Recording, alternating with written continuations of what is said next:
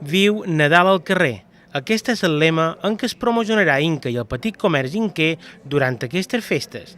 L'Ajuntament d'Inca i les diferents entitats i plataformes que agrupen el petit comerç fan pinya i fan front comú per promocionar els botiguers. Que vull insistir en que l'Ajuntament ha fet un esforç en dur més espectacle en el carrer.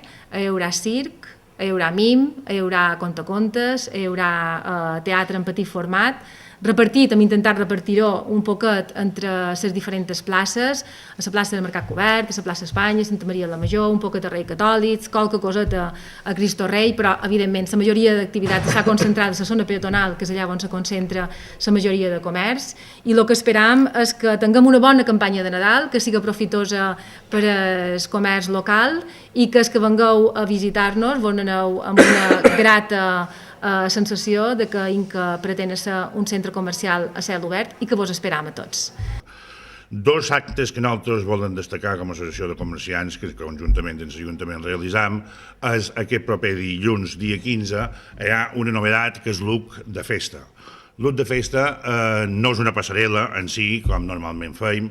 L'UC de festa vol ser una cosa innovadora a dins el que són el calendari d'activitats que realitzam i principalment està destinada a comerços de roba, a comerços de complements i perruqueries. Una altra activitat que també és nova, que és per dia 20, és la de la cursa dels Pares Noels. La cursa dels Pares Noels, és una iniciativa que de duim a Inca, però crec que arrel del món se realitza molt de puestes. A Mallorca no crec que se faci cap puesto. I és una altra iniciativa, sobretot una iniciativa familiar, no és una iniciativa competitiva, és una iniciativa allà on volem que la gent que vengui siga famílies que vagin vestides amb algo de vermell, poden venir de Pare Noels, poden venir amb un gorrito de Pare Noels, i, com dic, intentarem també, perquè ara estem tancant tot el que és aquest tema, que sigui un acte també solidari. Sempre es fer poble, és que la gent surti al carrer, i després ja cada comerç o cada restaurant o cada bar després ja té la seva feina de que intentar que entren dins casa seva. Però jo crec que amb aquesta campanya s'aconsegueix, hi ha moltíssima de coses. Jo crec que he de dir que els dels pobles, sobretot per l'habitant que hi ha, de les millors campanyes que tenim a dins Mallorca, em refereixo que és una campanya de moltes de coses, no només estrenar les atraccions, sinó que, com veureu, hi ha moltes coses. Jo crec que és una excel·lent campanya i això farà que la gent surti al carrer. Aquest fet ens posiciona com la primera campanya a les Illes Balears que donava suport en el petit comerç mitjançant medis online. I la veritat és que podem dir que la valoració que han fet ha estat molt positiva i els comerciants el que van fer va ser venir a demanar-nos si per favor enguany podíem acabar aquest 2014 donant un impuls, fent alguna més del que duem fent fins ara.